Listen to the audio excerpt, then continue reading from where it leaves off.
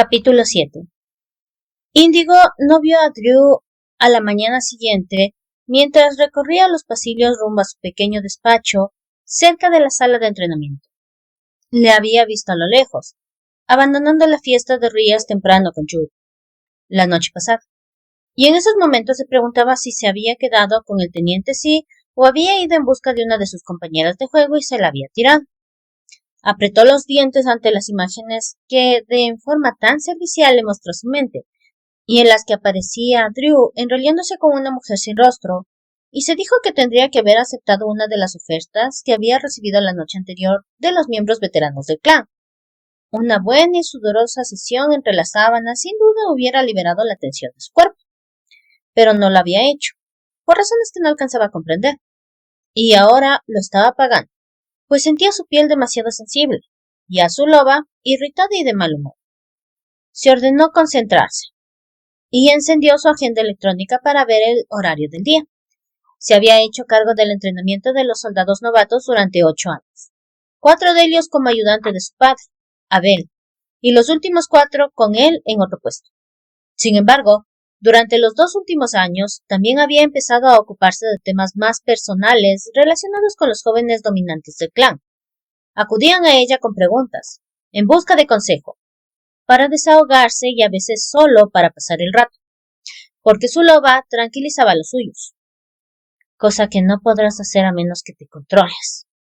Farfulló, mosqueada consigo mismo por permitir que Drew la pusiera nerviosa.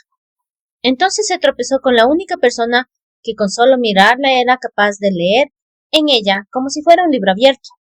«Cielo», dijo su madre, con una sonrisa tan radiante que a Índigo se le encogió el corazón. «Ay, dame un abrazo». Índigo se dispuso a hacerlo. Cada fibra de su ser adoraba a esa mujer que era el molde del que había salido. Tara Riviere tenía el mismo pelo negro, aunque en el suyo se atisbaban algunas, muy pocas, hebras plateadas, los mismos vívidos ojos azules con motas casi moradas, la misma altura y las mismas largas piernas. Pero ahí terminaban las similitudes. Índigo tenía un cuerpo musculoso y flexible, en tanto que el de su madre estaba en forma, pero poseía suaves curvas. Índigo era dominante, y lo había sido desde que nació. Tara era sumisa, una de las personas más dulces del clan. Índigo jamás se rendiría ante ningún hombre, ni siquiera ante aquel a quien amara, mientras que Tara hallaba una dicha incomparable apoyándose en su compañero. «Buenos días, mamá». Tomando el rostro de Índigo entre las manos, su madre la examinó con aquellos sabios ojos. «¿Qué te preocupa, pequeña mía?» Si se tratara de cualquier otra persona de la guarida, se habría mantenido firme y habría cortado de raíz cualquier pregunta, pero se arrugó como una pelota pinchada ante la ternura y la preocupación de su madre. «Me he peleado con Drew», dijo, esperando que Tara se conformara con eso. No tenía ganas de explicar qué había provocado la pelea. Tara rió, y apartando las manos de la cara de Índigo, se enganchó con un brazo al de su hijo, y comenzó a caminar hacia una de las amplias zonas comunes de la guarida. «¿Tienes tiempo para tomarte un café matutino con tu madre?» «Siempre». Era un ritual que tenían, aunque no había reglas ni horarios. Pero al menos un par de veces a la semana, Índigo quedaba a solas con Tara. Unas veces charlaban mientras se tomaban un café, otras paseaban por el bosque, y en ocasiones se preparaban un cuenco de palomitas y veían una película que les hacía llorar a moco tendido. Su padre procuraba no estar en casa esas noches. Con una amplia sonrisa, Índigo se sorprendió pensando en el pasado.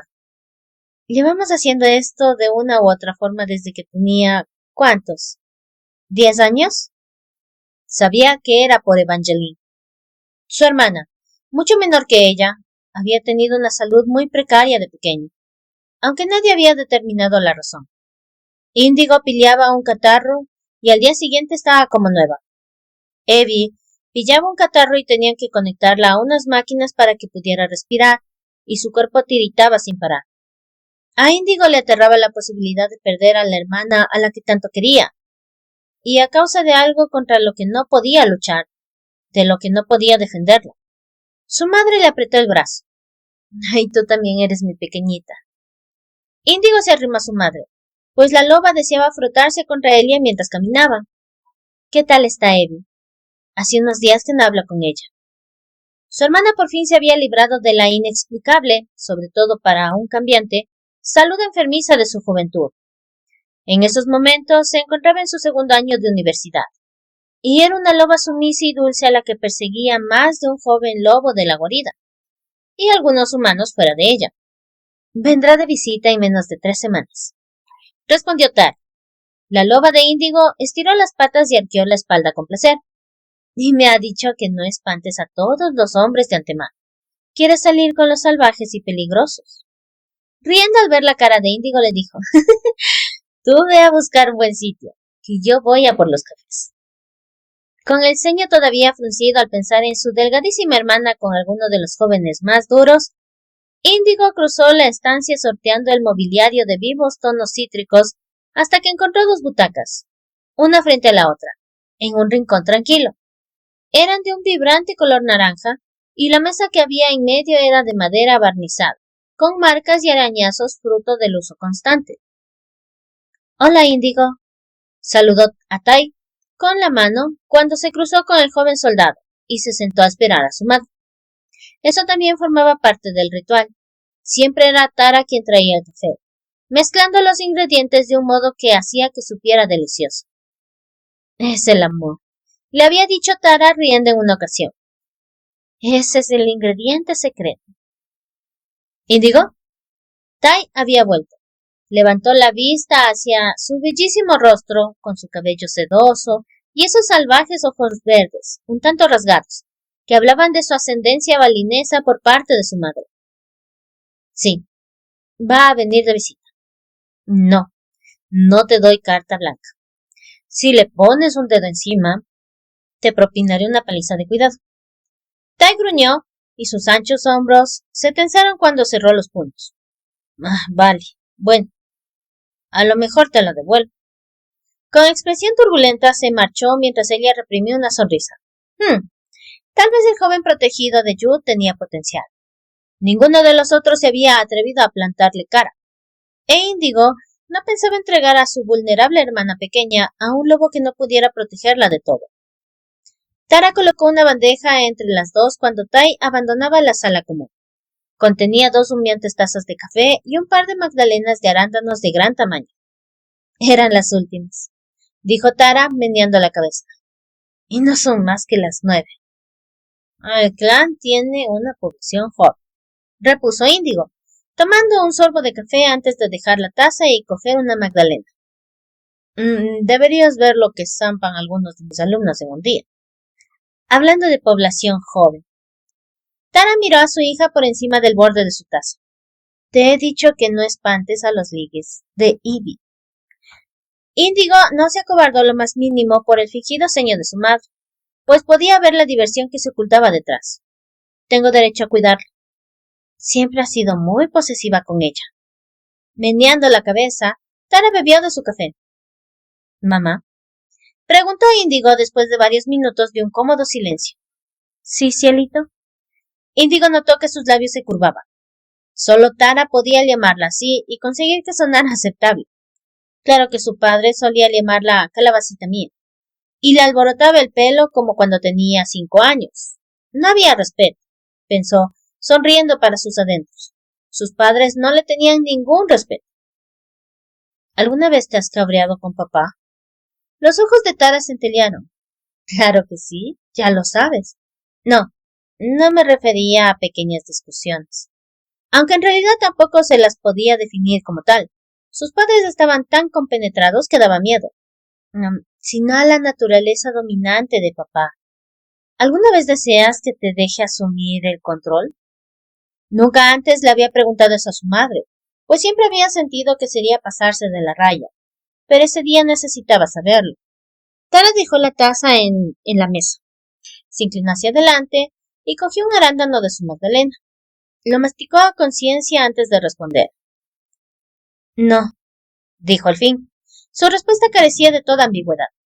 Mi loba necesita sentirse protegida, sentirse a salvo. Ladeando la cabeza al ver que Índigo guardaba silencio, Tara repuso. Cielo, Sé que nunca has entendido eso a pesar de lo mucho que me quieres. Mamá, no pretendía. Shh. Una suave orden que hizo que Índigo se tragara su disculpa. El hecho es que tú eres una dominante. Por eso tu padre y tú siempre andabais a la gresca. Tan mala era, un demonio. Respondió de forma risueña. Pero gracias a la jerarquía podíamos lidiar contigo sin demasiados problemas. Tu padre te superaba en rango, así que cuando las cosas se ponían feas, tenías que hacerle caso. En la actualidad el rango de Índigo era superior al de Abel, aunque ni en 1.000.000 de años lo haría valer. Jamás. Algunas relaciones eran sagradas, y cuando estaba con su padre le trataba como dominante. Me sacaba de quicio. Que pudiera cerrarme la boca tirando de rango. Confesó en respuesta a su declaración, pero al mismo tiempo resultaba tranquilizador. Ya lo ves. Sí que lo entiendes. Tara cogió otro arándano. Atenerse con firmeza a la jerarquía ayuda a mantener el equilibrio del clan. Nuestros lobos son más felices cuando saben cuál es su lugar en el esquema de las cosas. Para mi loba, ese lugar está en los protectores brazos de Abel. Índigo asintió despacio, viendo una verdad más profunda en las palabras de su madre. Jamás seré feliz con un hombre que me trate como a una sumisa, o con un hombre al que mi loba considere más débil.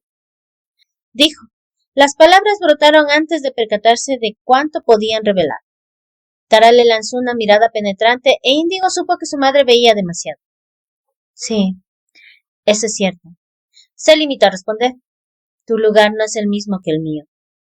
Para ser feliz debes aceptar y respetar a tu compañero con todo el alma. O tu loba hará que la vida de los dos sea desdichada. Dado que se había acercado a la ciudad para hablar con uno de sus contactos de la población humana, Andrew decidió pasar también a saludar a Teja, imaginando que podía emplear el tiempo de forma productiva. Porque si volvía a la guarida sin duda acabaría buscando a Índigo, y no podía revelar su jugada. Aún no, no antes de que estuviera preparado. Por esa razón, estaba esperando al alfa de las ratas en Fisherman's Wharf, cuando el sol ascendió lo suficiente como para disipar los resquicios de niebla que todavía lamían la bahía. Teja apareció tan elegante e impecable como si hubiera salido de alguna sofisticada revista masculina. Joder, dijo Andrew, apoyando los brazos en la verja metálica que delimitaba aquella sección del embarcadero. No tenías por qué acicalarte para mí. Ya te gustaría. Teja alineó los puños con las mangas de la chaqueta. Voy a una entrevista de trabajo. Andrew entrecerró los ojos. ¿Desde cuándo el alfa de las ratas necesita buscar trabajo? Tejan dirigía lo que sin duda era la mayor red de información de la ciudad y probablemente del estado. Y la información generaba mucho dinero, sobre todo desde que los Snowdancer y los Dark River habían decidido compartir los beneficios de cualquier acuerdo fruto de la información proporcionada por las ratas. Lo cierto era que podían haber exigido dicha información a condición de permitir que el grupo de cambiantes más débil permaneciera en la ciudad. Pero Lucas y Hawk eran hombres muy inteligentes. Comprendían que las ratas se volcarían más en la protección de la ciudad si, además de tener el derecho a llamarlo hogar, se las trataba como parte integral de su funcionamiento, algo en lo que se estaban convirtiendo, desde luego. Tejan le brindó una afilada sonrisita, mostrando los dientes. Es curioso lo fácil que resulta entrar en algunos edificios si llevas un currículo y pareces respetable. ¿Quiero saberlo? No, aún no hay nada que contar. El hombre moreno dirigió la mirada al agua de la bahía, que el sol hacía brillar. Mi animal es consciente de que sabe nadar, murmuró. Pero, aún así, ni a mi parte humana ni a mi parte animal le gusta demasiado el agua. Entonces, ¿por qué San Francisco? Tejan se encogió de hombros. Llevábamos mucho tiempo tirando con lo justo, tratando de encontrar un lugar, y los túneles del viejo metro estaban sin reclamar. Una ráfaga de viento agitó su cabello peinado de forma impecable. Menos mal que nos descubrieron los gatos. Seguro que vosotros los lobos habríais decidido que asados en una fogata sabríamos mejor. Ningún lobo que se precie se comería un roedor. Aunque podríamos haber usado vuestros dientes como objetos decorativos. replicó Andrew con cara seria. Taejan profirió un gruñido nada propio de una rata. Ugh, ¿por qué coño me molesta en hablar contigo? Howe se piensa que te doy queso. Sacó del bolsillo una pequeña cuña envuelta en papel de plata. Aquí tienes. Que te den por el culo. Pero el alfa de las ratas estaba riendo. ¿Por qué querías que nos reuniéramos? Andrew metió ambas manos en los bolsillos de su chaqueta y dejó que el aire salobre le azotara la cara.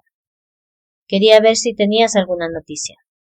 De acuerdo con su alianza, los Dark River siempre enviaban una copia de los informes a los Snowdancer, pero a Taejan a menudo le llegaban pequeños cotilleos que no incluía en los informes hasta que los confirmaba. Algo raro sucede con los hijos, dijo el alfa de las ratas. No consigo saber qué es, pero si no los conociera bien, yo diría que están de los nervios. Dado que los sí no sentían esa clase de apreciación, resultaba muy interesante. ¿Algo que respalde esa sensación? Preguntó, sabiendo que Taejan había desarrollado una antena para los problemas después de mantener a su gente sana y salva durante años, a pesar de ser un clan reducido y carente de fuerza física. Taejan chasqueó la lengua. He oído rumores de que 2 o 3 sí han muerto en extrañas circunstancias, pero aún no tengo la confirmación. Podría tratarse de un par de malas rehabilitaciones. Andrew sintió un escalofrío ante la idea del castigo preferido por los Sim, un borrado psíquico del cerebro que destruía al individuo y dejaba solo una cáscara vacía.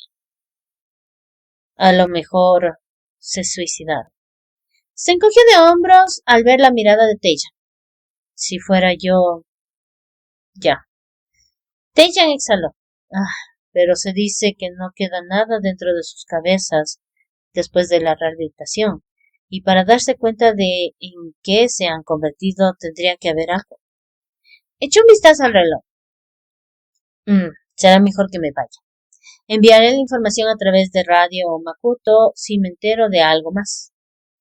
Mientras Andrew veía marcharse al otro hombre, se preguntó cómo sería el mundo si el Consejo de los Sí hubiera conseguido hacerse con el poder absoluto como había intentado durante décadas.